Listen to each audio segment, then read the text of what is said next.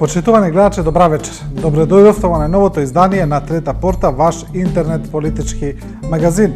Во оваа недела имаше доста настани кои беа пренесувани на социјалните мрежи, на интернет просторот. Некои теми се повторуваа, за некои имаше повеќе, за некои помалку дебати. Една од дебатите која најмногу се разви е околу информацијата дека СДСМ на идните парламентарни избори на своите листи ќе стави луѓе кои учествуваа во шарената револуција. Сега тука има различни коментари, има ставови и на оние луѓе кои се повикани дека ќе учествуваат на листите, а има реакции и на социјалните мрежи, се разбира, тоа е неизбежно. Одиме првен со базичната информација која е објавена на некои медиуми. Еве, ова е на порталот Курир, која вели: Сорос и шарените наместо Петковски и Величковски на листите на СДСМ. Тоа е информацијата. Некои медиуми, повикувајќи се на неофицијални информации, објавија дека високи позиции на кандидатските листи и сигурен влез во собранието по изборите на 11 декември ќе имаат токму истакнати активисти на шарените, и тоа на сметка на кандидатите кои ги предложат коалицијските партнери на социјалдемократите. Според овие информации, на листата на СДСМ во првата изборна единица ќе се најде директорката на Хелсиншкиот комитет Уранија Пировска. Во втората ќе се најде името на Павле Богоевски, во четвртата изборна единица Маријан Забрчанец, во петата Симона Спировски, а во шестата единица Замир Мехмети. Ете, тоа е таа информација. Одиме сега со ставови, со изјави на некои од оние повикани. Токму Уранија Пировска се огласи на својот Facebook профил, каде таа напиша: Затресла се гора, родио се миш. Го дочекав и тоа чудо, да ми побараат изјава од Канал 5 Сител, а Курир да ја објави. Секако, Курир пред да ја објави првичната информација за тоа дека ќе сум била на листата на СДСМ во првата изборна единица, не ме побара за изјава. Толку за темава, до следните вести из несвести. И тука ќе видиме дел од коментарите. Еве некои под постот на Пировска велат: Значи ќе почнат и вас да ви честитаат. Предизборно мерат пулс, страфиме од шарените. И пријатели, кога се работи за изјави од еве некои медиуми, да не ги читаме, турете пепел на таквата вест. Одиме, продолжуваме со социјалната мрежа Facebook. Бојан Ѓуретановиќ пишува: На сиве маки што ни ги зададоа бандитиве последниве 10 години. Најголем проблем е што некои членови на шарената револуција биле ставени на изборните листи на опозицијата. Се уништувал граѓанскиот концепт и освестување на граѓаните. Македонија бедна. PS. Последен пост од мене во овој живот. Одиме со Павле Богоевски, исто така еден од најистакнатите членови на шарената револуција, кој исто така е спомнат како можен кандидат на тие опозицијски листи. Павле Богоевски напиша цел статус за тоа. Ова е насловот: Богоевски: Само заедно со целта имаме режим за буткање, криминалци за во затвор и држава за градење. Тука Богоевски се обраќа со драги соборци и соборки.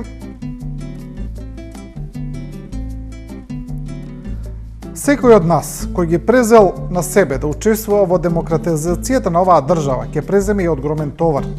Граѓанскиот сектор во оваа мрачна декада покажа дека е целосно способен да се носи со тој товар и да биде конструктивна страна во демократскиот диалог. Лесно е да седиме на страна и да чекаме политичките партии да го завршат најтешкиот дел од работата. Навистина, тешкиот дел доаѓа ако сме подготвени да се изложиме на истата одговорност и критики кои со години ги насочуваме кон партиските субјекти. Вистина е дека улогата на граѓанскиот сектор е да биде коректив на власта, но на нашето општество му треба системска корекција. Во последните 10 години режимот на Груевски и Ахмети ја киднапираше секоја пора од општеството. Тоа е ставот на Богоевски. А она што е интересно во овој став е дека покрај неговото опширно објаснување на темата, Богоевски сепак не демантира дека тој ќе биде ставен на изборните листи, иако тврди дека никој не го контактирал во врска со тоа. Одиме со Facebook статус на Петри Сарачени, новинар, кој сега коментира за целата ситуација. А што се тиче околу јаловата новата дискусија што ја наметнуваат началниците на МВР околу поврзаноста на граѓанскиот сектор и протестните движења со СДСМ, да подсетиме дека граѓанскиот сектор од секогаш бил ризница на кадри за политичките партии во Македонија, не само за СДСМ, туку и за ВМРО. Верували или не само раката, него и таа листа е долга кај најпатриотската партија. Ете да спомнеме неколку имиња. Ѓорѓе Иванов и Илија Димовски, например, биле дел од фондацијата Отворено општество Сорос. Од студентски и средношколски протести се родија Филип Петровски, Александар Николовски, Никола Тодоров, Владко Ѓорчев, Милошовски. Они од гласот на светлината се вдомија во администрацијата. Сегашниот амбасадор во Бразил и екс-вице-премиер Ивица Боцевски, па и покојната Габриела Конеска-Трајковска, вице-премиерката од првата влада на Груевски, дојдоа од граѓанскиот сектор. Тоа беше Петри Сарачени за граѓанскиот сектор и неговата поврзаност со изборните партиски листи, а сега продолжуваме со уште една тема која беше најмногу пренесена на интернет просторот, а тоа се случувањата околу размената на министерскиот кабинет во Министерството за труд и социјална политика. Имено, порталот, сакам да кажам, објави дека Министерката за труд и социјална политика Фросина Ременски, која дојде согласно договорот од Пржино, затекнала празни канцеларии, извадени компјутери, во канцеларијата немало интернет, па дули ги немало и далечинските управувачи од клима уредите, и сето ова по заменувањето на незиниот претходник Диме Спасов. Првин да ја видиме самата вест. Еве, како што кажав, тоа го објави сакам да кажам порталот. Насловот е Диме Спасов и ги зел на Фросина Ременски далечинските од климите. Екс-министр за труд и социјална политика Диме Спасов и оставил празна канцеларија на новата министерка Фросина Ременски, тврдат за сакам да кажам вработени во министерството. Денеска на незиниот прв работен ден, Ременски начекала канцеларија без компјутер, без телефон, принтер, а исклучен бил и интернетот. Утрово Ременски се донела компјутерот дома, но без компјутери и телефони останал целиот незин кабинет. Кабинетот на Ременски се ладел на провев, бидејќи и далечинските од клима уредите ги снемало по повлекувањето на Диме Спасов. Бил изнесен и канцеларискиот материјал. Тоа е таа вест. И сега за ова има доста реакции на интернет, но морам да кажам дека реакциите најмногу се движат околу она една цело време хумористичка нишка која се јавува на социјалните мрежи на Твитер околу годините на Диме Спасов, па одиме поред. Интернет користичка Јулијана вели: денес ново задолжување од над 28 милиони евра. Шо Диме Спасов далечинските, шо шарена револуција фотелите. Тука имаме и еден напис од популарната Коза Ностра токму за ова. Па Коза Ностра во незин стил пишува, значи да подсетам дека се работи за пара хумористична вест. Диме Спасов ги врати далинските, ги зел погрешка, оти мислел дека се гемчиња. Екс-министр за труд и социјална политика Диме Спасов утринава ги вратил далечинските управувачи за клима уреди кои неодамна ги зел од министерскиот кабинет. Спасов објаснил дека тој ги зел погрешка, бидејќи мислел дека станува збор за мобилни видеоигри, попознати и како гемчиња. Спасов се извинил и укажал дека не станува збор за намерна кражба или саботажа, туку дека тој едноставно ги помешал далечинските со играта Чепичан, кој ја играл во детските денови, па се до моментот до назначување за министер.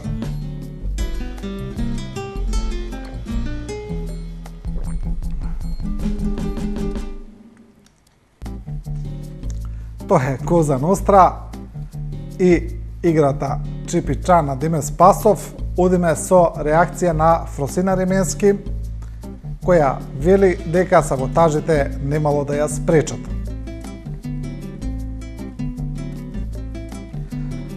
Ако некој мисли дека обезбедувањето на условите за организирање на фери демократски избори без заплашување, уцени и корумпирање на граѓаните зависи од далечинските управувачи, компјутери и други саботажи, се излажал.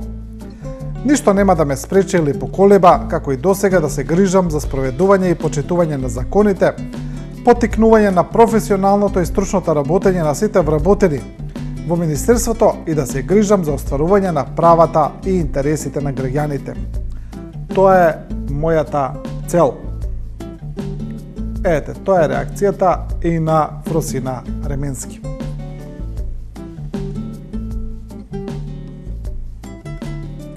Емисијата сега ја продолжуваме со еден сет на колумни и ставови околу празникот 8 септември, датумот на осамостојување на Република Македонија. Значи, тие колумни се аналитички, хронолошки, историски, значи редица на видни личности коментираат околу тоа како било кога се осамостоила Македонија, но и каква е Македонија 25 години потоа.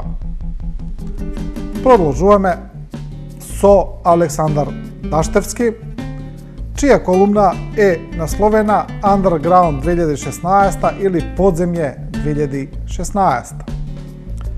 Тезата на Даштевски во колумната е дека денеска на Македонија пак сакаат на власт да дојдат старите структури кои потекнуваат од Југославија.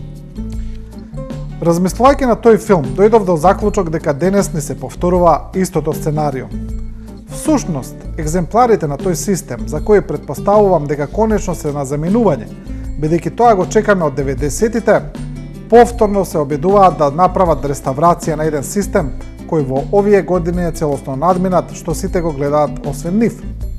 Тоа е така не само затоа што тие се наследници на тој систем во кој по Втората светска војна ги изманипулирале граѓаните, елиминирајќи ги сите своји непријатели, вклучувајќи го тука и целото раководство на тогашна Република Македонија на чело со председателот Методија Антоновченто, со цел да дојдат на власт без избори и да ја одржуваат својата власт бесконечно.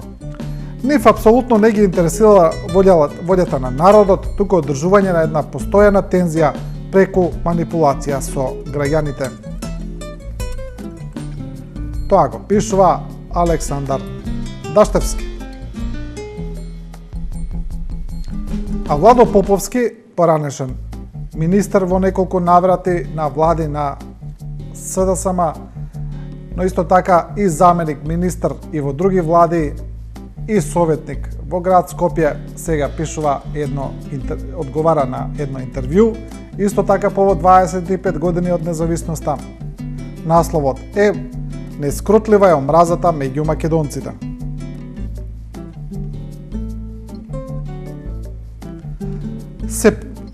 Овој дел е повод каква била Македонија во минатото, па Поповски вели: "Се понадевавме дека сме на вистинскиот пат, се користеше една синтагма дека Македонија е оаза на мирот и поради тоа ја имаше меѓународната поддршка за разлика од другите ју републики. Во тоа време Македонија служеше како пример за фактор на мирот во регионот. Мислам дека тоа брзо се растопи. Македонија веќе никој не ја споменува како оаза на мирот, а не верувам дека да ја споменуваат како пример како треба да се гради една демократска стабилна држава. Туку постојано сме во политички и друг вид на конфузија. Не покажуваме доволно одговорно за одржливост на Република Македонија како држава и за нејзино стабилизирање во државно-правна смисла, економска, политичка. Во одредени периоди се некоја криза ќе ни се појави од различен тип. Во последно време имаме една значително голема и длабока политичка криза, таа трае речиси 2 години и практично сме дојдени до едно ниво, дали ќе не биде или нема да не биде како држава. И денес исто како и пред 25 години кога одлучувавме за дисолуција од Југославија, актуелно прашање дали ќе не биде или не.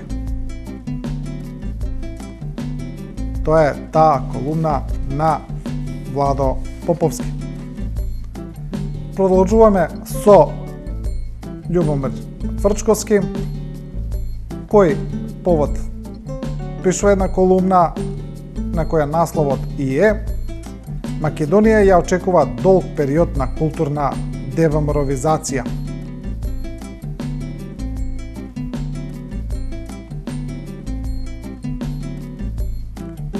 Цврчковски вели: па спорот за името е голем проблем, меѓутоа сега ние во овој случај имаме друг голем проблем, уште поголем од него. А тоа е нашата диктатура, нашиот проблем со демократијата. Значи сега кога одите надвор, никој не го споменува проблемот со името, туку споменува дека земјата има проблем со елементарните копенхашки критериуми за прием во НАТО и Европската Унија. Тоа е владење на правото, одвоеност на властите, независност на судството, почитување на човековите права, слобода на информирање. Значи оваа диктатура ни направи ние да имаме далеку поголем проблем. Тоа е голема штета, големиот чекор назад на Македонија. Дали ќе успееме тоа да го компензираме? Ако се смени власта, тогаш во еден забрзан проект ќе бидат компензирани сите тие негативности, вели Цврчковски.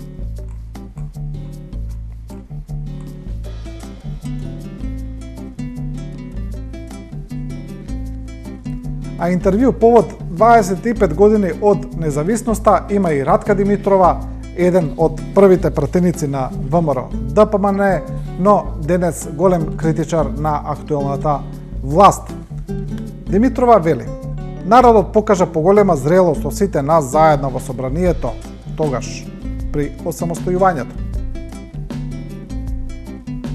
И еве ќе одиме на прашањето за денешната ВМРО ДПМН, за идеологијата.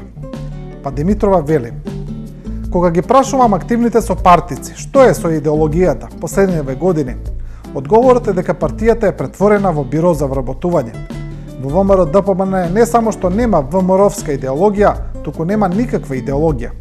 Се е прагма и се е бизнис по секоја цена.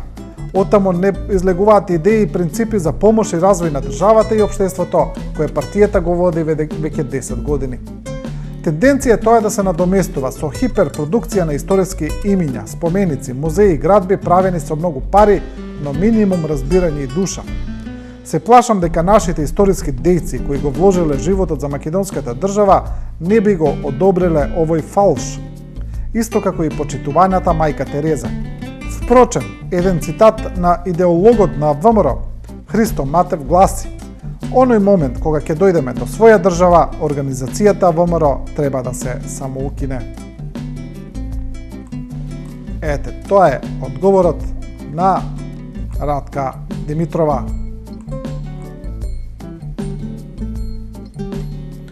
Будеме со еден Facebook статус на новинарот Бранко Тричковски, кој предизвика големо внимание на интернет, огромен број на луѓе го споделија тој статус. И Тричковски пишува сега за сите општествени односи кои ја градат државната кохезија. Насловот е Оништожување. Еве ме повторно со омилената ми теорија на заговор. Ова со професорите на Силви Бенд е дел од процесот кој треба да заврши со назначување на Љубисав Иванов Дзинго за центарфор на фудбалската репрезентација на Македонија и на Есма Реджепова за плеймейкер на националната селекција на најдобрите одбојкари. Или за прима балерината во МНТ. Програмата се спроведува под мотото: ако се сите за се, сите мора да се за никаде. Во тој процес Тамара веќе ја уби Нина Спирова, а оној Илиевски го уништи Драган Мијалковски. Валентинчето го смачка Петрета Хаджи Бошков. Вангел Чобин Тереза се пресмета со Константиновски. Диме Спасов со Лазар Мојсов. Друштвото на писателите со Јаневски и Коневски. Ману со науката и уметностите, МПЦ со верата, ВМРО со Македонија. Утре ќе го стават синот на Трајкота Велјановски да предава режија на ФДУ, што ќе го принуди Унковски да дојде да поработи малку на шанкот во кафето Корзо.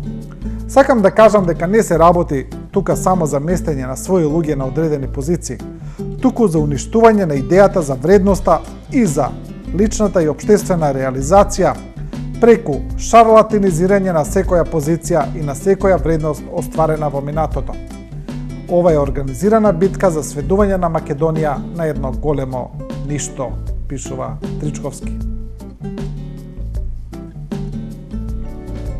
Емисијата ќе ја завршиме со уште две колумни кои се поврзани и со 25 години од самостојноста на Република Македонија, но и со сите други работи кои се случуваат во моментот. Едната е на професорот Мерсел Билјани. Билјали остар, како и секогаш, повторно пишува: мафијата треба да ја задавиме. Сега секому му е јасно дека тоа што власта го нарекувала голем успех, впрочем ти била голема несреќа. Обединениот фронт на секому треба да објасни дека битката со името со грците беше добиена со американското признание на тоа име, ама власта намерно испровоцирала со антиката за да го прекине евроатланскиот пат кој му бил пречка на грабежот, организираниот криминал и диктатурата, но и да пере пари со Скопје 2014. Сето тоа власта го покривала со лажен патриотизам кој служил како магла за да не се гледа колежот на овците од лошите волци, но и со етикетирање и сатанизации, домашни предавници, странски служби и мрачни сили. Така на вешт и нечесен начин уловиле многу честни луѓе, кои сега гледаат дека со години сме живееле под нечесен режим кој со нас проведувал се освен вистината, правдата и парите. Не водеа луѓе со совест набавена на црн пазар и затоа чувствуваме општа празнина, оти празно не воделе празни души со празни глави, празен морал и полни джепови, вели Билјали.